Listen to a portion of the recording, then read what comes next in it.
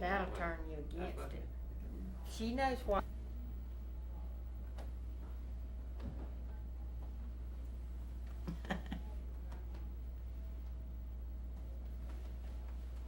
Chris, is that bad in the background? Is that what people talk? Okay. Well, they weren't talking except for just a little bit. But, Okay, good. But That's fine. it is going to be in the background Yeah, if they do talk. That's it. Ready? Yeah. How long did you work in the weave room? I worked in the weave room probably about 20 years or more. Well, why did you quit? Well, mostly because my husband just wanted me to quit work and stay Yeah. at home. Yeah. You didn't have a breathing problem when you quit? No, You just got like that after you quit? yeah. Okay, did you like working in the weave room? Oh, yeah, I loved it. Yeah. I like my job too, but I just feel like the company can do better for us. Yeah, I feel then, like they you know, can. we worked hard, but we didn't work as hard as they do now. But I don't think the way people talk. Yeah. We thought we were working hard. And y'all didn't even have air conditioning. No, it was hot in that. I'd come out without a dry thread on me sometimes. I remember when Mama would come home and her blouse wouldn't even be a dry place. I know, you'd be wringing wet. Mm-hmm. Beautiful. Okay, that's fine, Jimmy. Just get it clear. Okay, could you just be listening to her? Just be listening to her. What you want me to do? Just say, what?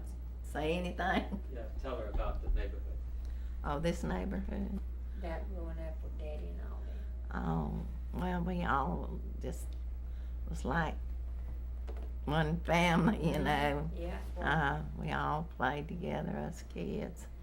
Your mothers, your daddy, and his brothers and sisters. And this wasn't nothing but a dirt road out there then, with no bathrooms in these houses. We had outside toilets, and we played ball out in over there beside you. Do you remember when you got your bathrooms? What year it was? No, I really don't. It's after I got married. I So believe it was in the 50s because I was yeah, it's been it good. was in the early 50s because I can remember. I don't see. I done married and left when they My got grandma was bathrooms here. tickled to death. So I don't really remember how. How many was in your family? How And many kids did y'all? I forgot. my mother, she had 8. She had 8. And Grandma had 6. Yeah. 14 kids playing. They should have had a ball. Well, they were more than that. They yeah, was the neighbors' yeah. kids. Yeah. We all ganged up over there in the side of your grandma's house over there. And well, I guess she is your grandmother, wasn't she? Yeah. And we played here, played in the road. We played it all around here, all us kids. And then there wasn't nothing but woods and gullies down through yonder, you know, all the way up to town near about. Great, that's good, Jim. We'd go up through them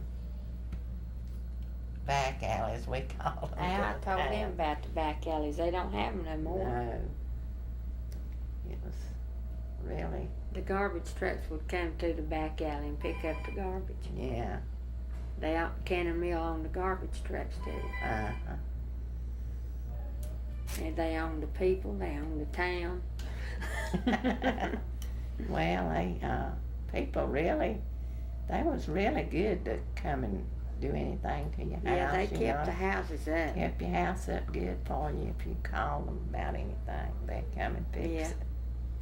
And when Cannon had it, they were really good to do for people. Okay, Jamie? A year ago. Maybe it's longer than that, but they Where did come up. Mr. Hudspeth live? Do you remember? He lives, let's see. He didn't live beside a granny. He lived below Haskins, didn't he? Who lived right beside of Granny down here? Yeah. And Opal, I saw Opal and Preacher Clayton and them when Lucy died. Yeah. I stayed at the hospital with Lucy son. Did you? Mm-hmm.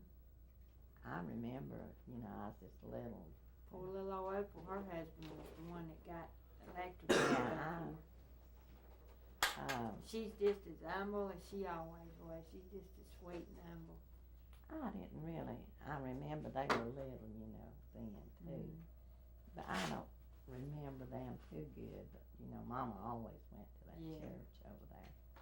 And Sylvia, you know, she works down there, and she was telling me that was Preacher Clayton's daughter's husband that got electrocuted out there. Mm-hmm. It's bad, wasn't it? Yeah. She had about 8 kids, her and him, his kids and her kids, and then they had 1 or 2, and they had about 8 kids altogether. I had But 8 most of children. them's grown up now.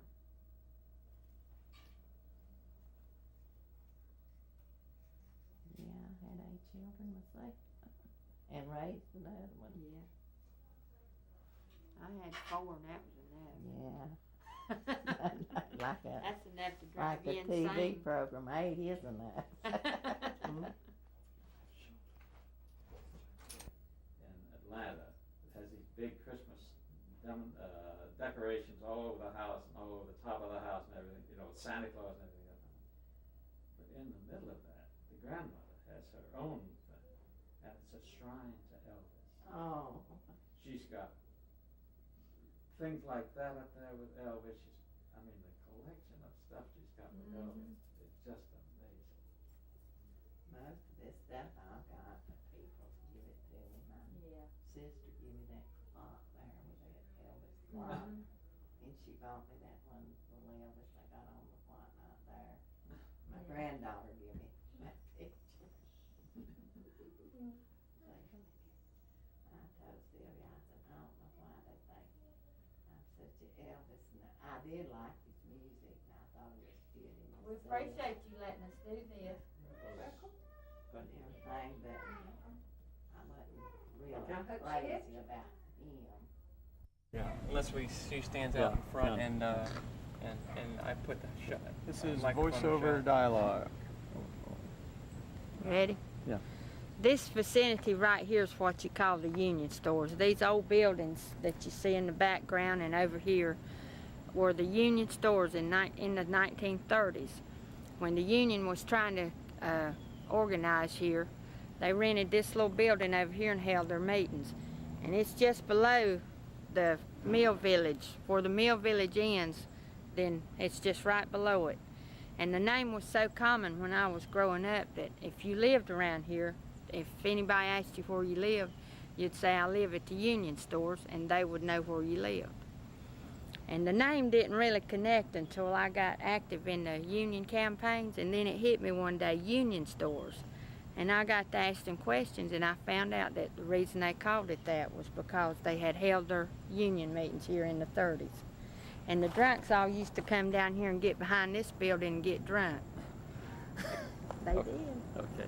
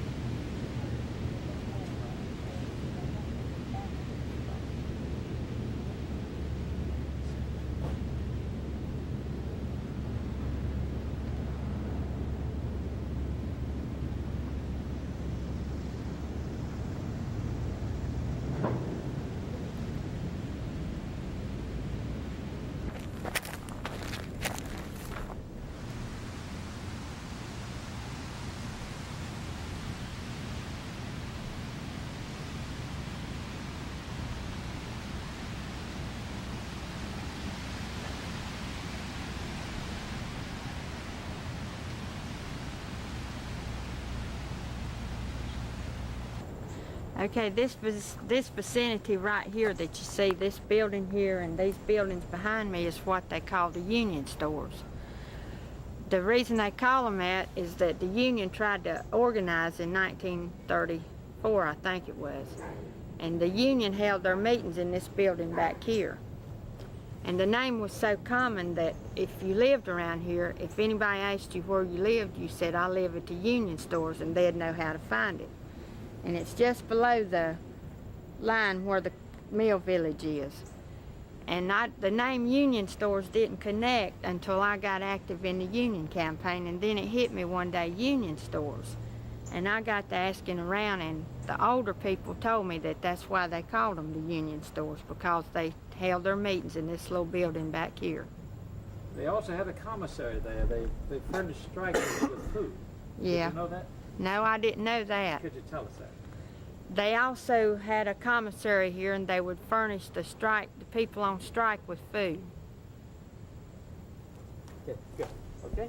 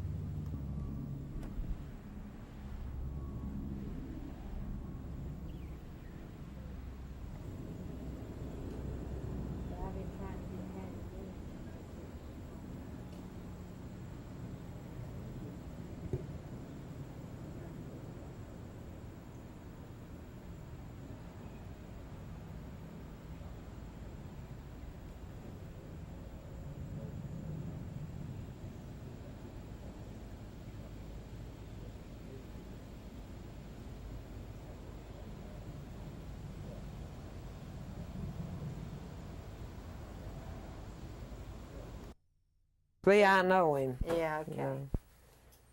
Okay, we'll start on. Ready? Okay. Aunt Pauline, tell me about Uncle Red when he was a union organizer in the 30s. Well, the only thing that I can tell you about him was that I idolized him because he was my uncle and because we was both real red-headed. But the main thing I can remember is when he come to Kannapolis with the Union to try to organize Cannon Mill. And he come to Dad's to stay with him. And it got pretty bad. Part of the people was definitely for the Union, and then part of the diehards was not for the Union, and it got pretty verbal and pretty bad. And they came to my daddy and told him that my uncle couldn't stay at our house. Now you got to realize one thing right up front, that Daddy had 6 children, and he was not Union, absolutely, because he feared for his job and his house. He lived in a company house. He lived in the company house, and you could not mention Union, because if you did, you was out. Absolutely. I don't care how many kids you had, or whether you had anywhere to live or not. But Uncle Red was staying there, so they said he couldn't stay there, so Daddy told him.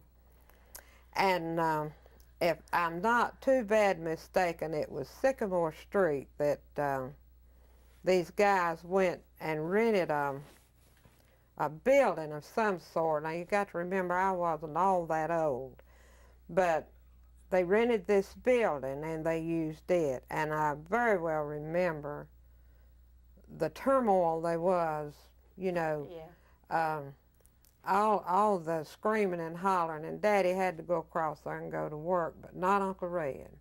He was Union from the top of his head to the bottom of his feet, and I am too. I am too. And my sons are. I mean, this may be out of line and may cause one of them some trouble, but I still say I'm for the Union. I always have been, and I always will be, and if there's anything I can do to help the people that don't realize what it'll do for them, I'll do it. I'll Me help. too. Tell you, what do you remember? Just tell. I've been so excited I didn't know what to do, and I've been wanting to know more about him. And anything you can tell me about him, I want to know it. Well, the main thing that I can remember mostly about him was how he was for the Union. And I remember going to school, and he was on the corner telling what he knew and what he wanted and all of this. Mama would tell us, don't go by there, go around what we call the branch and go that way, but not me. I'd go over there and hug around Uncle Red's leg, and him telling what the Union could do for him. And I do very well remember him people coming by, you know, and hitting him with their shoulder, but it didn't make a bit of difference to him. He stood his ground. He was Union, and he made his speeches regardless of all the verbal abuse. He took it. He did not care. And as far as at that time, I really didn't realize what it meant until I had to go to work and go in there to work. And then I really realized what he was fighting for. And he was Union until he died. Yeah. My part of knowing what went on in the cotton mill was I would go in at 11 o'clock, and when the light flashed, 15 minutes later, I'd be wet from here, plumb down here from sweating. In one of my post alleys, it was 110 degrees, and if you said anything to anybody about it, they flat told you, if you don't like this, why don't you go home? There's people standing out here in the morning wanting your job. Right. So, you know, that's what I went through all them years of torture. And I always put it like I remembered it as the children of Israel under bondage. Now that's what I considered us to be. That's how I feel. And I could never know what to do about it or nothing, because nobody ever come while I was working. If they had, I'd have been out here stomping on the street corners. I would have been doing it, but they never did. I didn't get a chance to do that. But my son did. So he worked for the Union in '74. He really worked for it. He got threatened, and he got verbally abused, and he got, you know, terrible things said to him. But he didn't care. He went ahead and worked for it anyway, and that's, you know. But now, as far as Uncle Red, I can't, you know, that's what I can remember about him, that he was definitely Union all the way, and he really fought for it. Troops being here and what you saw. Well, I remember the soldiers. You know, I said soldiers. Now I don't even know what branch of the service it was or nothing. But like I said, we was kids, and we'd run and watch them. You know, and they had machine guns on top of the mill. Yeah. And to see everybody was scared to death. They was just scared to death to go to their job or come out or whatnot. It's just like a bunch of rats running in and out, you know, it's just scared. But I definitely remember all of the soldiers, or whatever they was, they called them in to keep peace. And this is not right. This is a free country, and you're not supposed to do people that way. So I remember that too very well. But we'd run up to Cannon Mill and watch them, what we call Cannon Mill and Cabarrus Mill. We'd run up there and watch them, and then we'd run around the lake and come down here and watch them at Cabarrus. And that, you know, backwards and forwards. But that's my first recollection of Union, and Uncle Red was the prime man in this time, trying to organize. The Union got the blame for bringing the National Guards in, but it was Charlie Cannon that brought them in. Well, I don't know. See, I don't remember about that. I don't remember who brought them in or nothing. I just know this here. And the only look, you know, to see what. That's beautiful stuff. Beautiful stuff.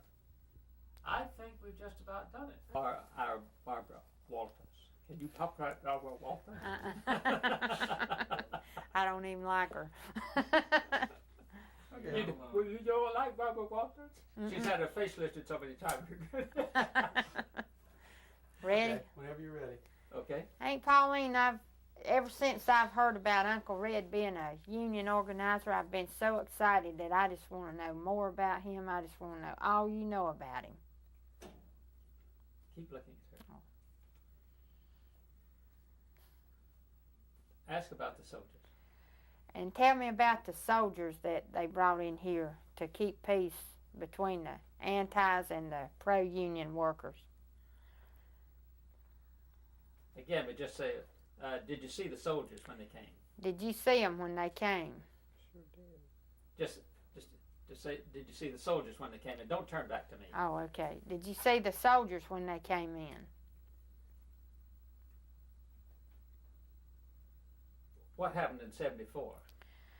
Do you remember what happened in 74 when they tried to get the Union in?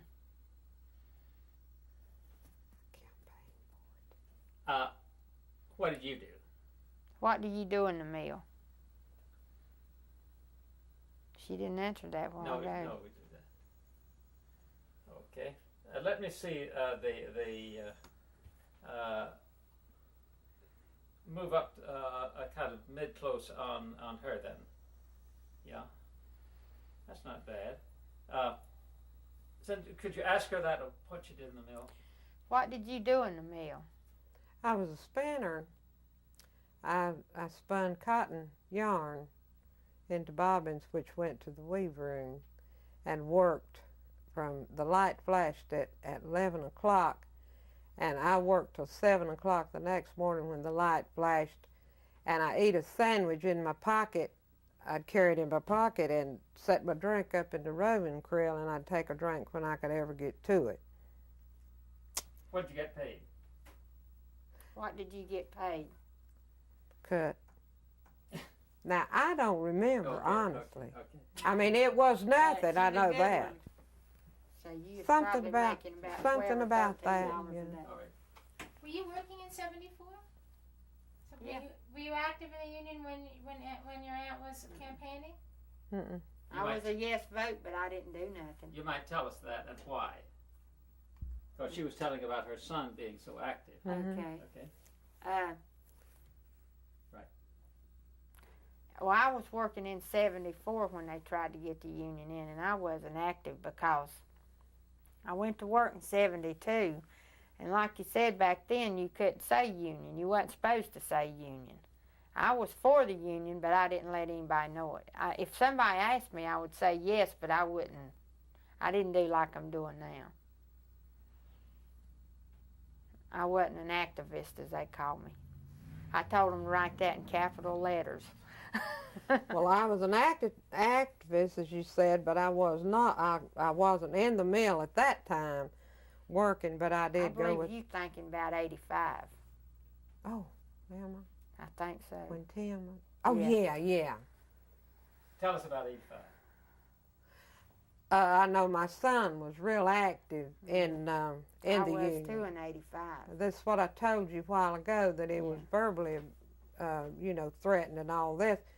But I would go with him to all the meetings, and I would get up and tell how I was treated and try to plead with the people and tell them what a union would do for them if they'd just vote for it and get it in there and see. But evidently it didn't work. We didn't do a very good job, but we did work at it. Ask her what she thinks of what you've just done. Or you might ask her what you think you've just done. Or tell her what you've been doing and get her Yeah. response. This time in this campaign? Yeah. Well, in this campaign, we've been on the gates handing out leaflets. We've been wearing badges in the mill that says, Fieldcrest is afraid of me. And the reason we wore them is because they wouldn't let us go to meetings because we were for the union. They told us to our face. And we go in the mill and we scream, what time is it? And everybody says, union time. And so yesterday I wore my union shirt to work. You know, the campaign's over now. And they wanted me to work in the office on the computer. And the plant manager came in there and he saw my shirt and he told my supervisor, said, by the way, what time is it? She said, company time. They just said that on account of me. And I acted like I didn't even hear them. I just kept on working because they needed me in there worse than I needed to be in there. I would rather been on the floor where the action is. What do you think about I that? think it's fantastic. I just wish I wasn't as old as I am and was able to get out and do the campaigning with you, because I'd be on the street corners and I'd be verbally telling everybody, because I'm pretty sure that this time you're talking about now is when on my job we couldn't put up no kind of, we couldn't talk union. It was flat told well, there would be no union talk. So there was giving papers, and I'd slip them in my pocketbook, and I know my employers are going to see this. I'm the one, I'd put the papers up, and they'd come by and jerk them down, and I say, who done this, and nobody'd say anything. It was me.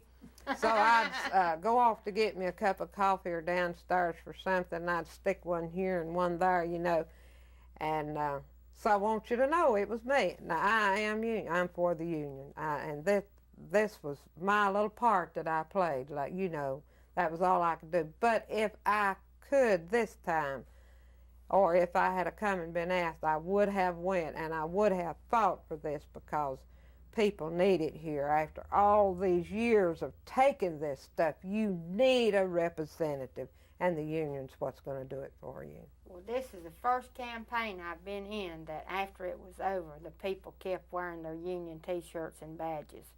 I've never seen it before. Well, me neither. And this boy on the third shift was singing Mighty, Mighty Union last night at work, and he was threatened with a reprimand. And I've never seen people stand up like they are now. And it's really, it thrills me to see it. And they say they're going to make us quit wearing our union T-shirts, but I thought we lived in a free country and we could wear what we want to. But we'll see, because they hadn't got around to me yet, but maybe they will. Tell them about the guy with the stickers. The same guy that was singing Mighty, Mighty Union, he's a real tall black guy, got real long arms, and he would run up and jump as high as he could and stick a sticker on a post, and they'd have to get a heister and raise somebody up to get it off. He kept them busy scraping off stickers. Do you know what I believe? Honestly, from my heart, I believe that them people that's doing that stuff, deep down in their heart, they are a union. That they want a union. They certainly do. They do. And they're afraid. They're afraid of that little penny ante job, just like all the rest of us was, They're afraid they'll starve to death, because I've heard my grandpa say if you didn't work for Cannon Mill, you wasn't working. Absolutely. He'd say you wouldn't work in a pie factory if you didn't. That's the truth. If you wasn't working at Cannon, you wouldn't work in a pie factory. Okay. One other thing. Yeah. I've been trying to get her. Okay. So tell her all about the way they've I'm been going to using. tell them what they've been. Ready? Yep. During this campaign, they've used everything they could against us. They've even drug up old movies of strikes of coal miners. Yeah. And they showed them one movie, and they said the women had on bell-bottom pants and cat-eye glasses, and the people come out of the meeting laughing at the company. They said, what kind of, I don't like to say fools, but what kind of fools do they think we are? But still, and they use strikes. Every time they hand out a leaflet or a letter, it's got strikes and Jews underlined. Yeah, right. And they've posted a paper on the office wall that told how many strikes Act 2 had been in. And the people around here live from hand to mouth, and they know if they miss one payday, they'll go under. And they think that we'll go on strike the day after the union goes in, and we will not. We have to vote to go on a strike. Well, but that's what I told this one fella. I said, I would hope that the union would get in, and if I'd be conducting it, I'd say, come out, we're striking today. And put down what we expected, and that's Uncle Red's blood coming through our veins. That's the only way they're ever going to do anything anyway. That's exactly right. Okay. This is room tone for the previous interview.